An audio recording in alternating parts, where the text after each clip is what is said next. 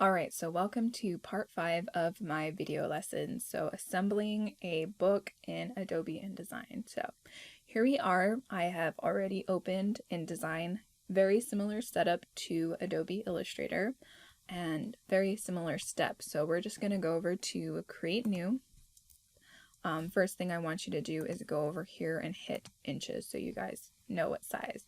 It's defaulted to a regular 8.5 by 11, but just in case it's not, just go over to print and then hit letter and then go down to inches.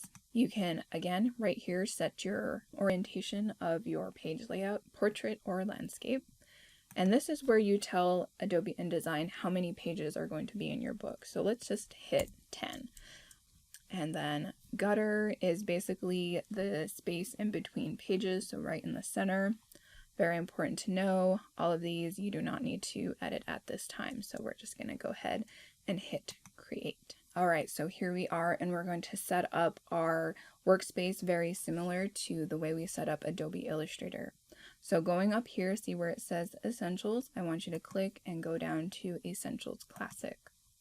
We're going to first pull our art toolbar off the docket, and we're going to click the arrow tool twice, the little double arrow tool twice to get the double column art toolbar. And you can just hit OK, and we're going to grab this as well and pull it off the docket. We're going to grab this and just put it down here. The one menu that I would like you to open is Pages, so we're going to go ahead and open this. And there's nothing for you to edit here, but I want you to see this very closely so you can kind of see the skeleton of your book. So you have your cover on page 1, and then here's your page spreads. These are called page spreads, and then your back cover. So I'm going to go ahead and zoom out again using Control- on the PC, and then Control+ to zoom in. And then on a Mac, it's Command minus and then Command+. So here's our book. Here's the full view of our book. All right, so let's go ahead and minimize our window to take up less space. I'm going to make this quite small. It's good to have a full view of your Adobe InDesign. Oh, here, let me move this out of the way. I'll open this back up. It's good to have a full view of your book as it should look so you can see where your pages go. And what I want you to do, so after you've exported your pages from Adobe Illustrator, they'll be wherever you saved them at. And what we're going to do, refresh this, we're going to go ahead, grab all of our pages, and we're going to drag and we're going to drop them. So let's just put this as my cover. We'll put this one as my second page and my third page. And don't worry about them being aligned. We're going to use the Align tool to kind of center our pages. So now that we have imported all of our pages that we created in Adobe Illustrator by just dragging and drop them, let's go ahead and go back to a full window view. Now, I want you to go ahead and zoom in on your cover. And the first thing I would like to note is notice how very fuzzy it looks. You're like, oh, that's kind of horrible looking. What happened? Don't worry, this is just one of the standard settings in Adobe InDesign. I want you to fix this. Simply go up to View and hit Overprint Preview.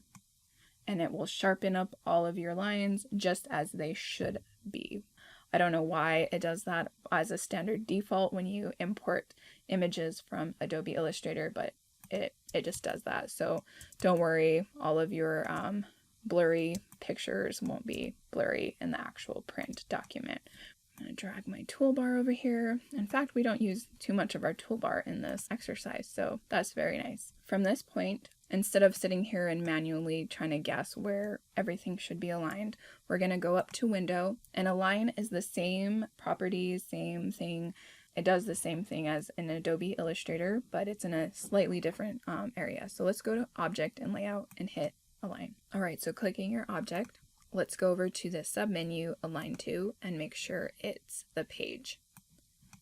So clicking it, centering it, so now it's in the dead center of the page, and do this to all of your pages just to make sure. It's my wonderful work of art. We're going to go ahead and center it. So just in case some things like this, you just hit the center and voila, that's how you do it. You could add your text in InDesign. I prefer not to, just in case I'm moving an image that I incorporate from Adobe Illustrator around. I don't want to, by mistake, move my text around and it's in a different location. So I just usually save all of my text, or create and then save all of my text from Adobe Illustrator as high resolution JPEGs. So this is how you basically set up a book in InDesign. Make it as long and as short as you would like. To add or to delete pages, so I'm gonna, for example, delete and these pages, and all I'm doing is clicking on each page and holding shift to click all of them. Just go down here and hit the trash can. So I have like a little 4-page book. So here it is. If you want to add more pages, you can click on whatever page and then add more pages, and it will do that for you. So let me go back. I'm going to delete these again. So now that we're here and you have all of your pages and your graphics imported from Adobe Illustrator, now's the time to export. And you export in a very similar way that you do in Adobe Illustrator. So instead of hitting File, Save As, which I'm sure a lot of us are used to, let's go ahead and go down to File, Export. So we are going to title it properly and go to Adobe PDF Print, and then we're going to hit Save. I'm actually going to save this to my downloads and hit Save. And then you're going to get all of these really detailed sub options. The only thing I would like to make sure you have clicked is high quality print.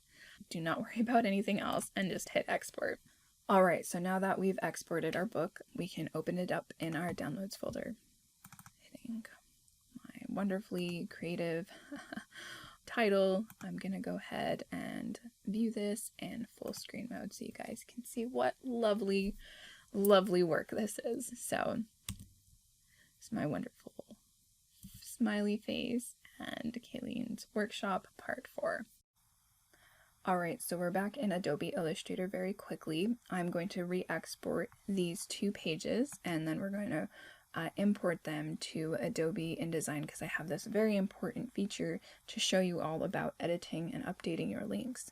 So we're going to go ahead, export very quickly. I'm going to put Kaylene's demo and export pages 1 and 2, RGB, high resolution. Alright, jumping back over, I quickly deleted all of my pages and I saved it the same name. When you're saving it, just go up to File, Save As, and then save it whatever name you would like, probably more creative than mine. Hit Save. Alright, so making this a smaller tab. Again, as a refresher, we're going to go ahead and grab the 2 pages that I just saved and drag them over. Let me make this large again. And I'm going to pull these over to their proper.